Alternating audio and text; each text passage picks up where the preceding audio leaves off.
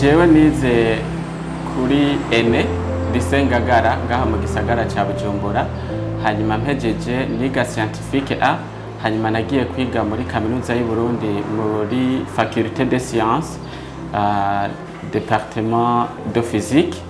Hanyuma mpejeje naciye nja kwiga muri Senegal, nza guca maîtrise en sciences et mathématiques, hanyuma ngarutse canigisha muri kaminuza y'u Burundi. Nkuko umukuru w'igihugu yabivuze ati nta mukozi wa leta apfa atunze, nanje naciye ngira iciyumviro cyo gushinga uruganda rukora impuzu z'ubwoko butandukanye, ariko ubu mu ntango twabaye turahera ku mashati. Uyiravye atakosa woyitora ko uyigeranije n'iziva hanze ziriko logo ya marque yanje.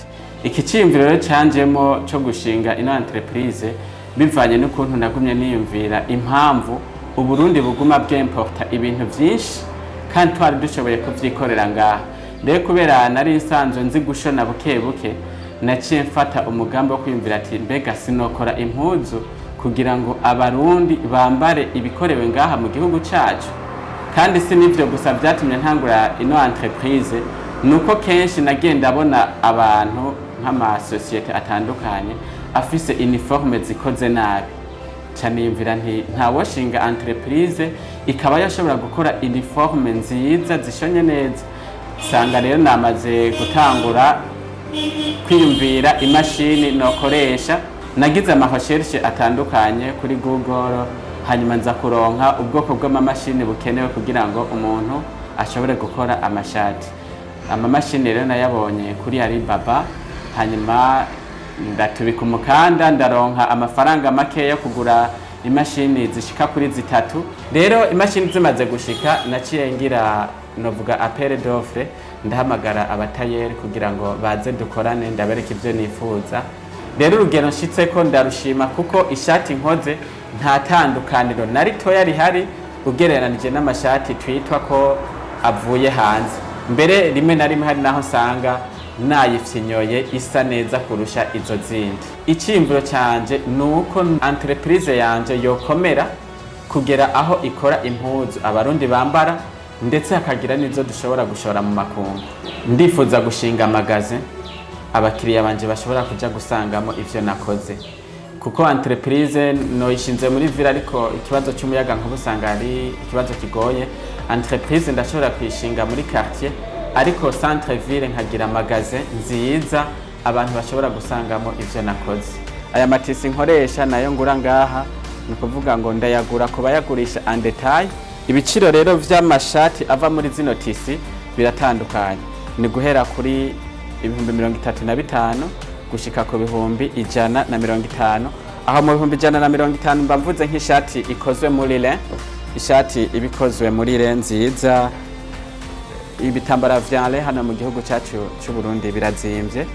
Rero nk'iyi ni shati nshobora kugurisha 150,000.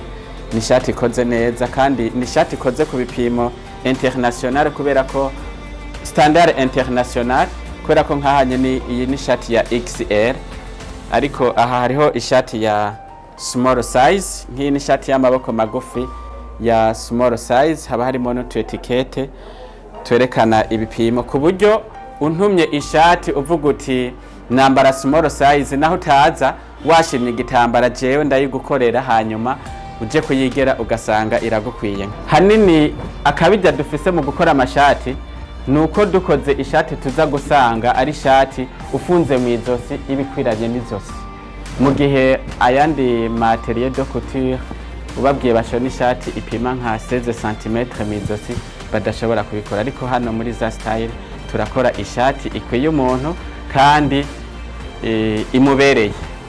Rero mu migambi mfise y'akazoza kandi ka hafi, nuko noshobora kwakira ayo mashirahamwe nkabakorera ama uniforme akozwe neza kandi mu kiringo gito. Wa mwanya bamara barindiriye ko biva hanze bigashika ngaha, wowe uzobubaye mugufiya kuko bizoba bisanzwe biri ngaha. Dukoresha amaformule, ku buryo aya maformule tuyakoresheje gukora ishati bifata umwanya mutoya. Nukuvuga ugize commande ku mugoroba urashobora gucironka ishati nka midi bukeye. Nukuvuga ishati turashobora kuyikora une demi journée, umunsi udakwiye. Rero ari nk'umukiriya afise urubanza yihuta akeneye agashati kamukwiye arashobora kugira komande kuri uwo munsi nyene ishati akarara ayironse. Zako style aho iri kirakorera ubu ni mu gisagara ca Bujumbura, commune Ntahangwa, zone Gihosha, quartier Taba, na cyane cyane ahitwa ku Ryarojanti. Ushitse ku Ryarojanti ukiri mu kaburimbi ukaraba muri côté gauche uduga ucubona ahantu hari etage, munsi hari boutique, jewe nkorera hejuru. Za Style Company muzoyisanga hejuru muri iyo etage.